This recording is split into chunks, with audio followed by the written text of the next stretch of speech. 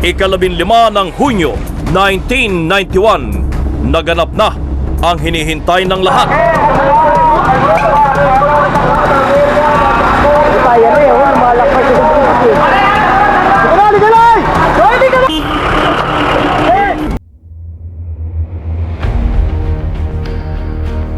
The second leg of our fast takes us north.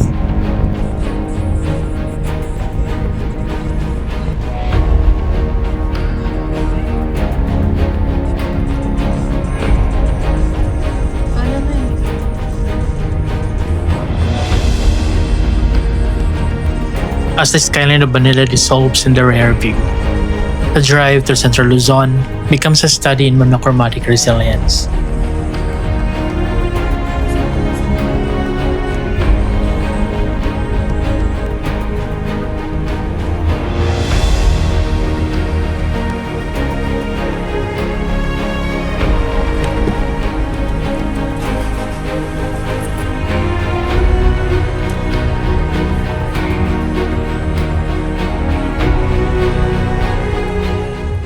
We've grown accustomed to the visual noise of the highway, the scaffolding of progress and the phantom presence of those massive tourism billboards. We look for the smiling faces of officials that often replace the actual views, promising a paradise that feels increasingly distant. But as the concrete gives way to the province, the colors begin to shift. The green of the rice fields is interrupted by a persistent, haunting gray.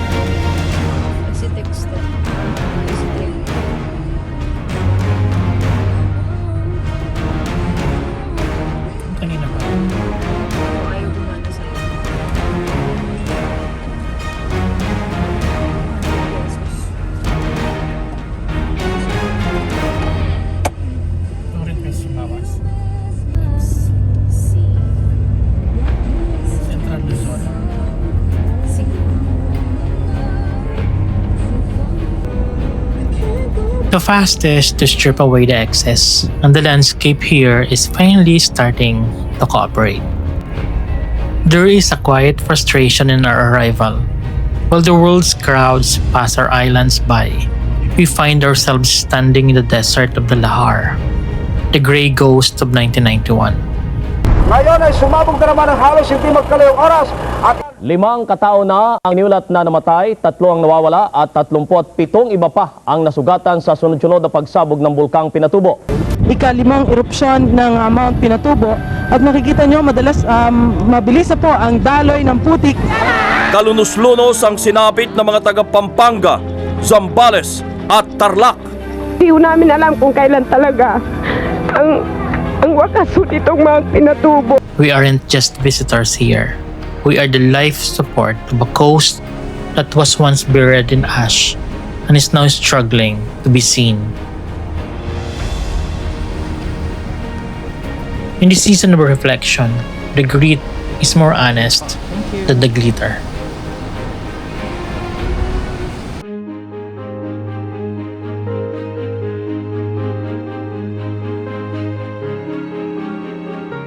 Liwliwa doesn't ask you to be anything other than what you are.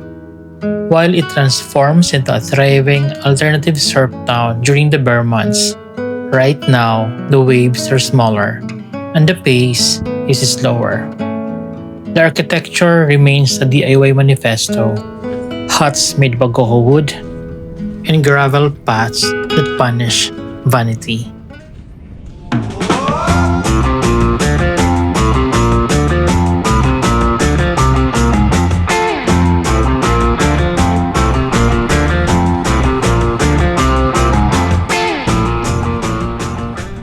But today, the energy is different. There are no crowds chasing the swell, only the steady, rhythmic stroll of those who come here just to breathe.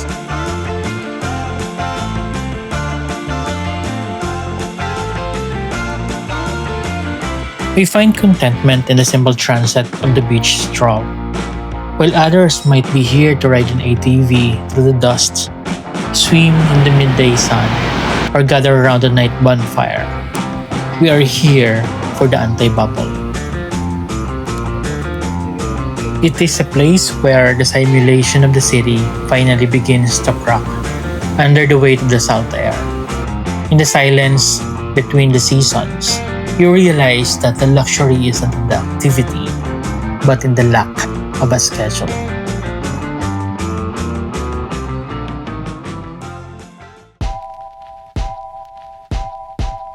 We often talk about world-class destinations as if local appreciation isn't enough. We chase international validation while the weekend warriors from Manila, the ones sharing a meal with a bonfire or exploring the shore, are the ones actually keeping these small-town dreams alive. Every cup of coffee in a roadside shack is an act of local preservation. Even in the off-season, when the surfers are tucked away, the pulse of this place remains steady because we keep showing up. There is a harsh reality in the tourism data, but there is also a hidden strength. When the system fails to invite the world, we invite ourselves. The resilience of Zambales isn't found in a government campaign. It's found in the shop owner who survives the quiet months as gracefully as the peak ones. We are the economy of the quiet, and even without the waves, the presence of the community is enough to anchor us.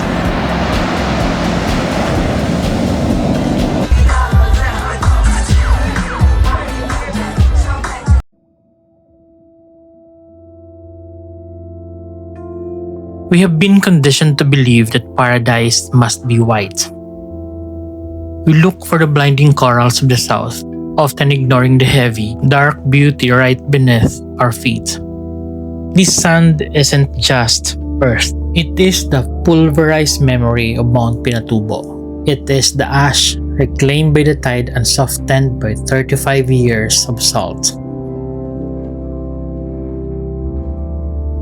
There is a weight to it that white sand lacks. A literal mineral density that keeps the heat and anchors the soul. There is a liturgical beauty in this gray, a reminder of dust to dust that fits the season of the fast. By embracing the black beautiful, we stop looking for a simulation of a tropical postcard and start appreciating a landscape that literally rose from a disaster. It is a rejection of the static obsession. Here, the sand doesn't sparkle for the camera. It absorbs the light, demanding that you look closer at the textures of survival.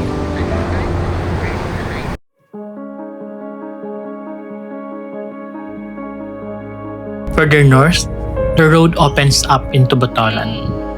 Here, the landscape feels even more untamed, a raw extension of our search for stillness. The river meets the sea in a wide, desolate breach that feels like the edge of the world.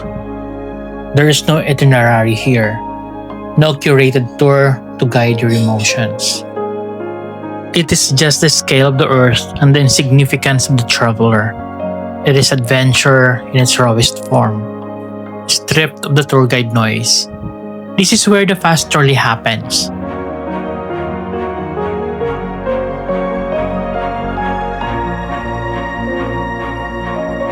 The transition from the surf hubs of San Felipe to the emptiness of Botolan is a reminder that space is the ultimate premium. In the city we pay for every square meter. Here, the horizon is free, and the only cost is the time it takes to get here. We are fasting from the convenience of the city to find the vastness of the province.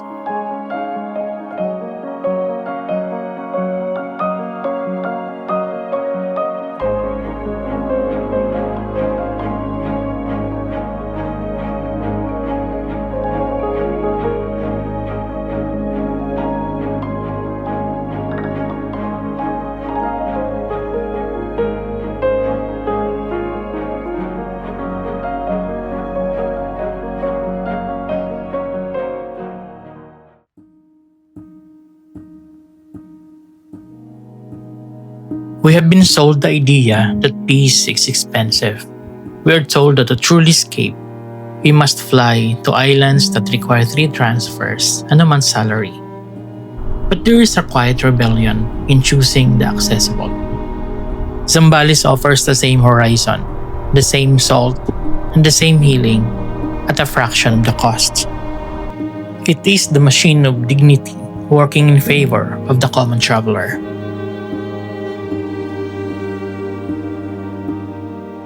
When we choose these places, we are making a statement against the gentrification of the chill. We are saying that the quiet should not be a luxury item. By finding beauty in the volcanic dust of the north, we reclaim the idea of the vacation from the clutches of the elite. During this fast, we realized that peace shouldn't be a status symbol. It should be a right.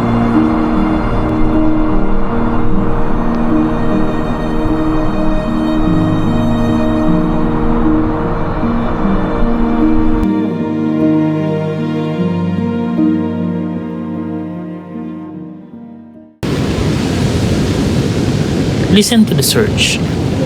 The West Philippine Sea hits the Botolan shore with a different frequency.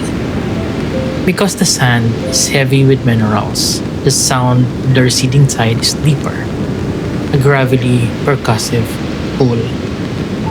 It is the sound of the earth breathing through its scars. There is no music needed here. No commentary can improve the rhythm of the water hitting the ash. This is the Black Beautiful sound, a reminder that nature doesn't need to be pretty to be profound. In the context of our fast, this sound is the prayer. It's the sound of the world continuing to move even when we choose to stand still. It is the weight of a landscape that doesn't need to perform for us to be felt.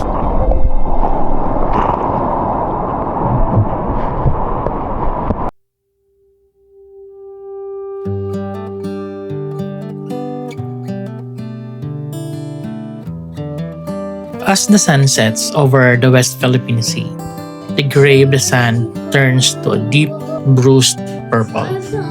The horizon shift is a reminder that the land is still moving, is still changing, even if we try to pin it down with a hashtag.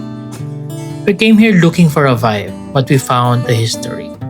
We found a place that doesn't need the world's permission or a billboard to exist.